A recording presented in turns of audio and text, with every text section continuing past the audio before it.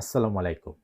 আজকের আমার এই ভিডিওটা স্পেশালি যারা ভবিষ্যতে এসএসডব্লিউ ভিসাতে জাপান আসতে চান তাদের জন্য। আজকে আমি এখানে বেশ কিছু ইম্পোর্টেন্ট কথা বলবো, যে কথাগুলো আসলে এজেন্সি মালিকেরা আপনাকে বলবে না। এটা না বলার অন্যতম কারণ হচ্ছে, তারা যদি এটা বলে তাহলে আপনি হয়তো এসএসডব্লিউ ভিসার সেই নির্দিষ্ট সেক্টরে জাপান আসবেন না। আর যদি না আসেন তাহলে তাদের যে প্রফিট সেটা হবে না। তাহলে সেই বিষয়টা আসলে কি? বিষয়টা হলো এসএসডব্লিউ ভিসা, যেটা জাপানে ওয়ার্ক ভিসা হিসাবে জাপানে প্রবেশ করে। এই এসএসডব্লিউ ভিসার ভেতরে ১৪ থেকে ১৬ টি ক্যাটেগরি আছে। তার ভেতর অন্যতম হচ্ছে কৃষি, এগ্রিকালচার যেটাকে বলা হয়, কেয়ারগিভার বা কাইগো। দ্বিতীয় তৃতীয় হচ্ছে কনস্ট্রাকশন, চতুর্থ রেস্টুরেন্ট, পঞ্চম ড্রাইভিং। মানে এইভাবে ১৪ থেকে ১৬ টি সেক্টর আছে। তবে আপনি জানেন কি যে এই যে জাপানে কিন্তু এই যে ১৪ থেকে ১৬ টি সেক্টরে আনলিমিটেড লোক নিবে না। তারা ২০২৯ সাল পর্যন্ত একটা নির্দিষ্ট একটা কোটা আছে যে আমরা ১০ লাখ বিদেশি শ্রমিক, রেস্টুরেন্ট খাতে ১ লাখ, এগ্রিকালচারে ২ লাখ, কনস্ট্রাকশনে ১ লাখ, এভাবে আমরা লোক জাপানে ঢোকাবো। একটা উল্লেখযোগ্য একটা তথ্য আমি শেয়ার করি। সেটা হচ্ছে জাপান সরকার ইতিমধ্যে রেস্টুরেন্ট খাতে এসএসডব্লিউ ভিসাতে লোক নেওয়া বন্ধ করে দিছে। মানে যারা রেস্টুরেন্ট ভিসাতে জাপান আসতে চাচ্ছিলেন তাদের জন্য এটা কিন্তু একটা বড় বাধা।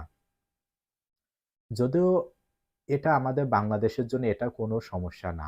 কারণ আমার জানা মতে বাংলাদেশ থেকে এসএসডব্লিউ ভিসায় রেস্টুরেন্টে কেউ আসতে পারত না।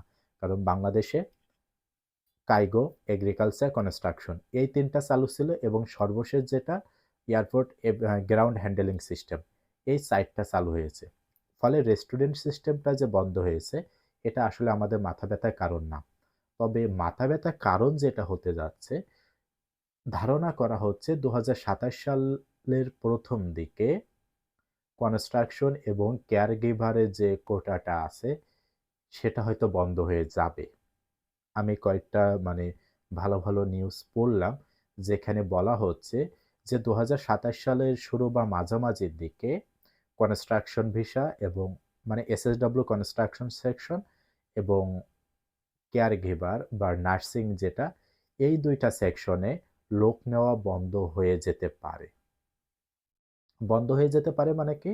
যে জাপান সরকার যেটা ধরে রাখছিল যে আমরা এই ২ সেক্টরে ২.৫ লাখ বা ৩ লাখ মানে বিদেশি শ্রমিক জাপানে প্রবেশ করাবো, সে লক্ষ্যমাত্রা ইতিমধ্যে মানে কি হচ্ছে?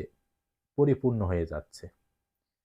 তবে আপনার কি মনে হয় এটা কি বাংলাদেশিরা এই লক্ষ্যমাত্রাকে মানে পরিপূর্ণ করছে? না, বিষয়টা এমন না।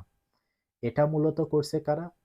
স্পেশালি নেপাল বা ইন্দোনেশিয়া, শ্রীলঙ্কা, এই যে প্রভৃতি দেশ থেকে জাপানে হিউজ পরিমাণ স্টুডেন্ট মানে student visa, SSW visa, TITP ভিসায় জাপানে প্রবেশ করতেছে।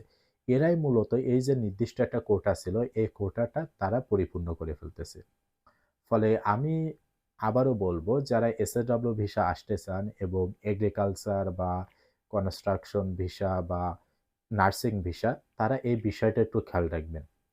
কারণ আপনি ভালোভাবে পড়াশোনা করলেন, কিন্তু ২০২৭ সালে যেয়ে দেখলেন যে আপনার কনস্ট্রাকশন সেকশনটি বা কেয়ারগিভার সেকশনটি মানে অফ হয়ে গেছে, তাহলে কিন্তু আপনি বিপাকে পড়ে যাবেন। যদিও বিপাকে পড়বেন না, অন্য একটা লাইন হয়ে যাবে।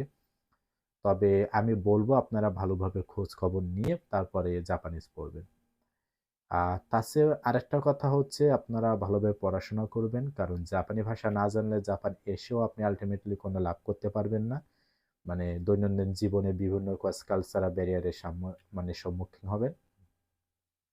তো আমার ভিডিওটা মূলত এজন্যই বানানো ছিল, যারা মূলত কনস্ট্রাকশন ভিসা বা কাইগো ভিসাতে যারা আসতে চাচ্ছেন বা যারা অলরেডি পড়া শুরু করছেন, তারা খুব দ্রুত মানে N4 শেষ করে জেএফটি পরীক্ষা শেষ করে দেন আপনারা স্কিল টেস্ট দিয়ে দ্রুতই আপনারা কাজে লেগে পড়েন। আপনি মানে কোনো রকম ঢিলেমিশে করার কোনো সুযোগ নেই।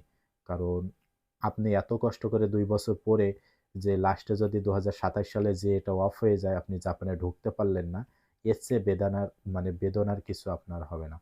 তো আমি মনে করি যে আমি আপনারা ভালোভাবে পড়াশোনা করুন এবং জাপান আসুন। ধন্যবাদ সবাইকে।